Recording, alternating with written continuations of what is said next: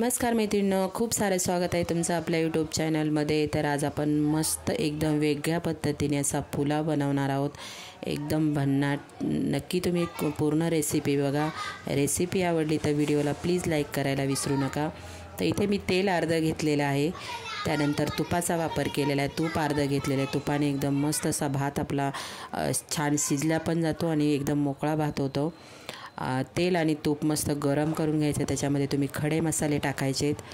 तर खडे मसाले तुम्हाला आवडतील ते तुम्ही खडे मसाले याच्यामध्ये टाकू शकता। तर इथे मी तेजपत्ता टाकलेला आहे, दालचिनी टाकलेली आहे आणि चक्रीफूल टाकून घेतलेला आहे। त्यानंतर इथे मी 2 मोठे कांदे घेतलेले, उभा चिरून घेतलेला आहे कांदा।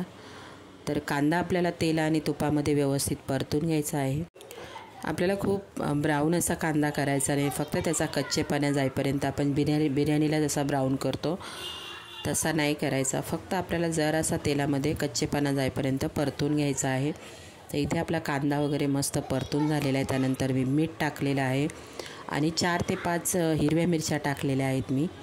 तर इथे आपण खूप गरम मसाल्याचा वगैरे पावडरचा आपण वापर नाही करणार आहोत। 4 ते 5 हिरव्या मिरच्या टाकून घेतलेल्या आहे। त्यानंतर काजू टाकलेले आहेत मी, 7 ते 8 काजू टाकलेत आणि मस्त तेलामध्ये ते परतून घ्यायचे। त्यानंतर इथे अद्रक लसूण पेस्ट टाकलेली आहे। तर 1 ते 1.5 चमचा अद्रक लसूणची पेस्ट टाकून घेतलेली आहे। अद्रक लसूणची पेस्ट आपल्याला तिचा कच्चेपणा जाईपर्यंत कांद्यामध्ये व्यवस्थित अशी परतून घ्यायची आहे। मीठ पण टाकून घेतलेलं आहे। इथे छोट्या साईजचे मी 2 टोमॅटो घेतलेले आहे। टोमॅटो आपल्याला मस्त असे बारीक चिरून घ्यायचे आहे। कांदा टोमॅटो व्यवस्थित असा तेलामध्ये परततोय तोपर्यंत एक साईडला मी मसाला बनवलेला आहे मैत्रिणी, तो दाखवते। त्यामुळे आपल्या रेसिपीला एकदम बिर्याणीची टेस्ट येते। तर एकदम झटपट होणारा आणि तेवढाच टेस्टी पण आहे। नक्की एकदा ट्राय करून बघा तुम्ही। आता बाजारमध्ये भरपूर असा वाटाणा पण आलेला आहे। याच्यामध्ये तुम्ही वेगवेगळ्या प्रकारच्या भाज्या पण टाकू शकता, तुम्हाला हव्या त्या भाज्या याच्यामध्ये तुम्ही वापर करू शकता। तर इथे मी छोटे बटाटे असतात ना, ते टाकलेले आहेत। हे लगेच शिजल्या जातात वाफेवर, म्हणून मी बारीक नाही केले, असेच अख्खेच टाकले, छान दिसतात भातामध्ये। त्यानंतर भरपूर सारा असा वाटाणा टाकलेला आहे मी। बटाटे आणि वाटाणा कांदा टोमॅटो याच्यामध्ये व्यवस्थित परतून घ्यायचा आहे आणि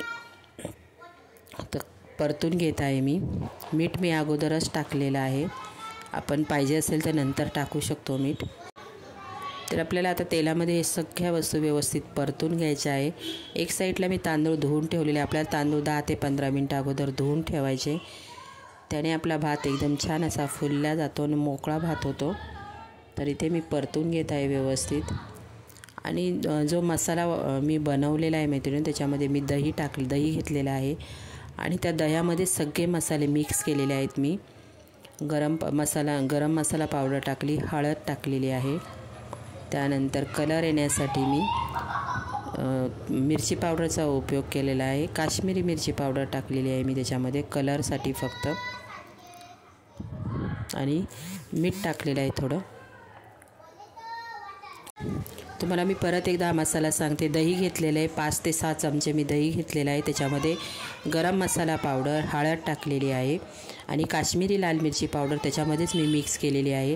आता ते आपल्याला मिक्स केलेलं दही वगैरे सगळं याच्यामध्ये टाकून घ्यायचं आहे आणि 1 मिनटासाठी परतून घ्यायचं आहे सगळं। त्यानंतर वरून मी कोथिंबीर टाकलेली, बघा किती मस्त असा कलर आलेला आहे।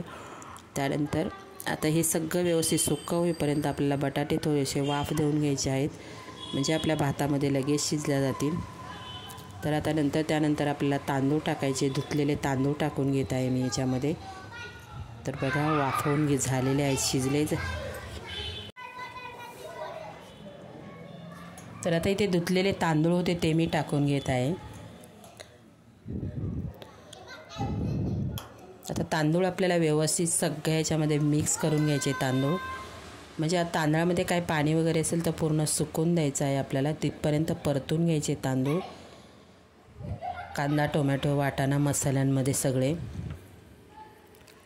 नंतर आपल्याला कोमट पाणी टाकायचं आहे मैत्रिणींनो, आपला भात लगेच शिजला जातो।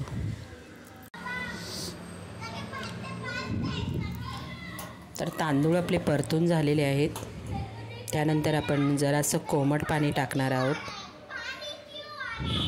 तर कोमट पाण्याने काय होतं, लगेच आपल्या भाताला उकळी येते आणि झटपट पण शिजला जातो, कारण तांदूळ पण आपण भिजवलेले असतात. तर पाणी टाकल्यानंतर आपल्याला व्यवस्थित असं मिक्स करायचं आहे आणि 2 ते 3 मिनटं आपल्याला फुल गॅसवर शिजून घ्यायचा आहे भात. त्यानंतर आपण झाकण ठेवून 5 ते 6 मिनटासाठी कमी गॅसवर शिजून द्यायचा. खूप भन्नाट असा भात तयार होतो, वाटाणे भात, किंवा तुम्ही याला मसाले भात पण बोलू शकता. तर भाताला उकळी आल्याच्यानंतर कमी गॅसवर आपण झाकण ठेवून शिजून घेणार आहोत. तर नक्की एकदा तुम्ही ट्राय करून बघा मैत्रिणींनो. व्हिडिओ कसा वाटला प्लीज लाईक करायला विसरू नका.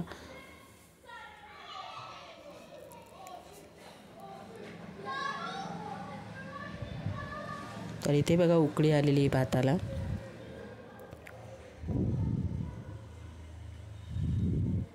थोडं मीठ कमी झालेलं म्हणून मी वरून थोडं मीठ टाकून घेते. आता नंतर आपल्याला झाकण ठेवून 4 ते 5 मिनटासाठी कमी गॅसवर आपल्याला ठेवून द्यायचं आहे मैत्रिणींनो. तर बघा आपला इथे पुलाव मस्त असा रेडी, एकदम मोकळा पुलाव तयार झालेला आहे.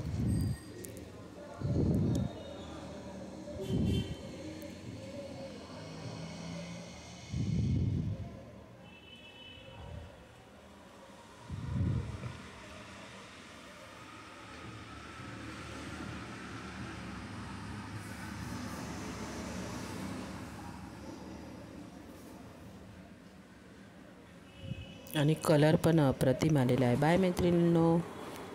येत नाही का व्हिडिओ बरोबर मग?